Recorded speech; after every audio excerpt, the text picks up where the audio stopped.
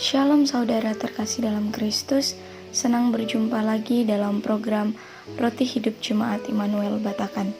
Mari kita bersama-sama mendengarkan dan merenungkan kebenaran sebagian dari firman Tuhan.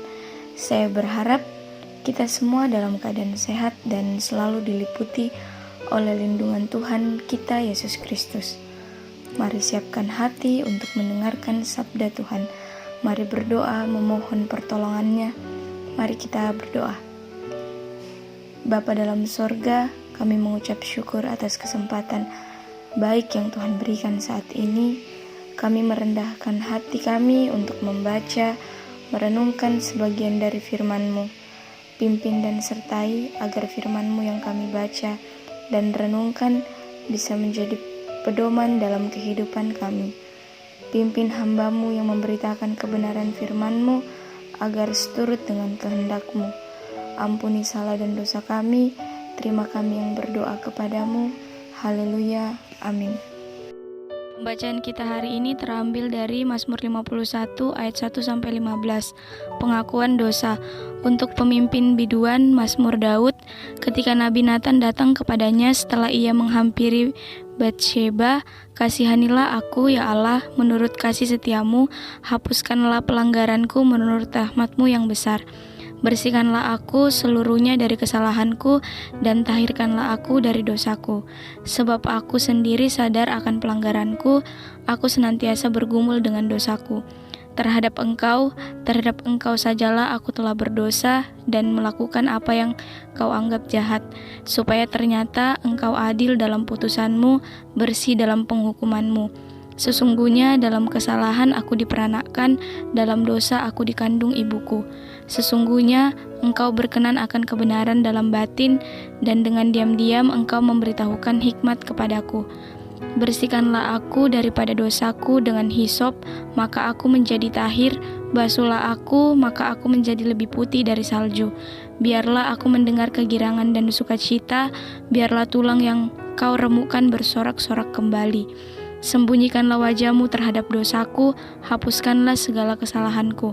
Jadikanlah hatiku tahir ya Allah, dan perbaharuilah batinku dengan roh yang teguh. Jangan membuang aku dari hadapan-Mu, dan janganlah mengambil roh-Mu yang kudus daripadaku. Bangkitkanlah kembali padaku kegirangan karena selamat yang daripadamu. Dan lengkapilah aku dengan roh yang rela.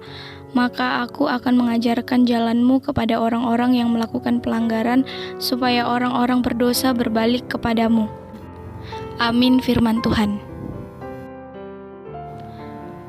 Tema renungan kita hari ini yaitu sorak kegirangan. Saat proklamasi kemerdekaan Indonesia dibacakan, suasana demikian hening.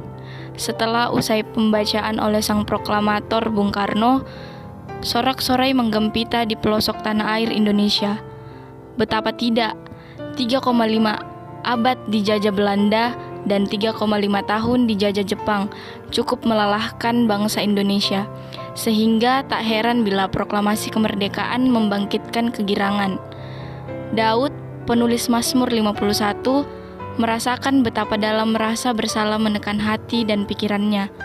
Ia mengubah Mazmur ini setelah teguran Nabi Nathan atas kejahatannya terhadap keluarga Uria.